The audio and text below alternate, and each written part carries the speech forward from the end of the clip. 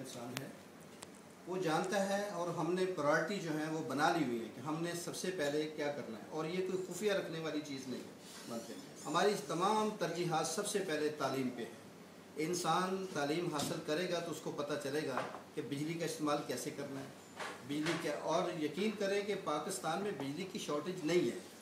یہ 500 سال تک کی شارٹیج نہیں ہو سکتی. ہمارے پاس تو اتنے کوئلے کے پہاڑ ہیں اور اتنے یعنی سورسز ہیں، ہم نے انہیں استعمال ہی نہیں کیا، اس لیے کہ ہمیں اپنے وہ لالچ تھا کمیشنز کا، ورنہ ملک میں کسی چیز کی کمی نہیں ہے. اللہ کا بڑا، آپ کے یہاں پہ دیکھیں 2 موسم ہیں، اور دبئی میں صرف ایک ہی موسم ہے، گرمی یا کم گرمی یا زیادہ.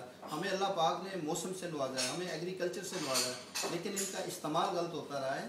کسی چیز کی ہمیں کمی نہیں، صرف ترجیحات کی ہے اور لوگوں میں شعور بیدار کرنا ہے. اور اسی لیے نمل یونیورسٹی کا جو ہے وہ آغاز کیا ہے، اور اسی طرح دوسرے علاقوں میں عمران خان صاحب جو ہیں وہ ترجیحات پروگرام کے تحت تعلیم کو فروغ دینا چاہتے ہیں. لوگ لٹریسی ریٹ بڑھے گا تو انشاءاللہ تعالیٰ لوگوں کو پتہ چلے گا کہ ہم نے کیا کرنا ہے. یعنی کہ آپ کی مین ترجیحات جو ہیں وہ تعلیم ہیں. جی بالکل. چلے ٹھیک ہے، شکریہ. اب ہم آپ کی طرف آتے ہیں کہ آپ ایک بڑے اچھے کالم نگار بھی ہیں. آپ نے بڑے اچھے اچھے کالم لکھے. ہم نے اردو نیٹ جاپان پر آپ کے کالم کافی زیادہ پڑھے. اس کے بعد آپ نے ہمیں بھی بھیجا، پارٹ چپا نیوز کو بھیجے، وہاں بھی شائع ہوئے. بڑا ایک وائڈ ویژن آپ رکھتے ہیں. تو آپ ایک دور ہوا کرتا تھا، مجھے اچھی طرح یاد ہے کہ لوگ کچھ لکھتے تھے اور قوم اس پر عمل کرتی تھی. اس وقت بھی تعلیم کا ریشو تو آج سے کم ہی ہوگا، لیکن آج کیا وجہ ہے کہ جب لوگ لکھتے ہیں اور اس پر لوگ عمل جو ہے، عمل درآمد جو کرنے والا ہے وہ کم ہوتا جا رہا ہے؟ دیکھیں یہ حقیقت یہ ہے کہ اب لکھنے لکھانے کی ضرورت نہیں ہے، اب تو میدان میں نکلنا پڑے گا اور عمل کی ضرورت ہے. ہمارے پاس بہت کچھ لکھا ہوا ہے، ہم تو کچھ بھی نہیں ہے، آٹے میں نمک بھی نہیں ہے. بہت فلاسفر ہیں، بہت لکھنے والے لکھاری تھے، ہم نے آج تک ان پہ عمل نہیں کیا. اب لکھنا لکھانا چھوڑ دیں اور دیکھیں کہ آپ نے کیا کرنا ہے. ایک پریکٹیکل مسلمان کی حیثیت سے میدان میں نکلیں اور باطل کو پائیں. یہ حقیقت ہے کہ اللہ کا بھی وعدہ ہے، حق جو ہے وہ چھانے کے لیے آیا ہے اور باطل مٹنے کے لیے آیا ہے. اور اب انشاءاللہ وہ وقت آ گیا ہے کہ قوم جو ہے وہ زیادہ کم پڑے گی اور عمل زیادہ کرے گی انشاءاللہ، تو پھر اس کے رائے نجات حاصل کر سکتے ہیں. لیکن سر یہاں پر میں آپ سے ایک بات یہ جاننا چاہتا ہوں کہ نظام قدرت جو ہے اس میں 2 چیزیں تو ہر ٹائم چلے گی، نیکی اور بدی، اچھائی اور برائی ہر وقت رہے گی.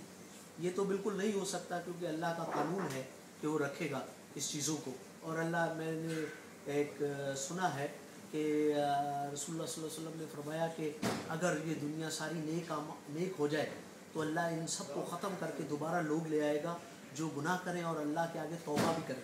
تو اس سے یہ ایک بات تو ہمارے مائنڈ میں بالکل کلیئر ویژن ہے کہ نیکی اور بدی کا سلسلہ تو چلتا رہے.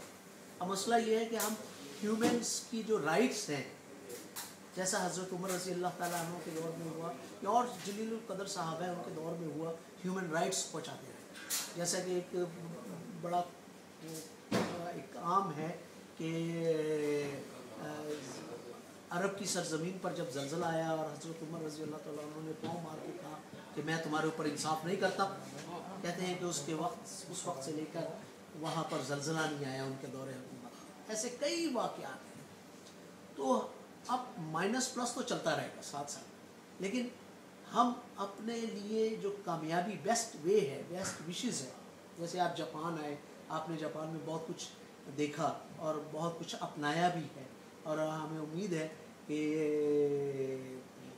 ہر ایک اہل علم باشعور لوگ جو ہیں وہ اچھائیوں کو اپناتے ہیں.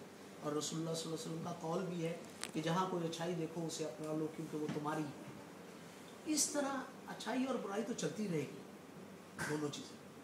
ہم آج جو ہمارے اندر بالکل غربت سے عوام پس گئی ہے، جیسے ابھی کچھ ساتھی بتا رہے تھے کہ ہاسپٹل جا رہے ہیں تو وہاں رشوت چل رہی ہے.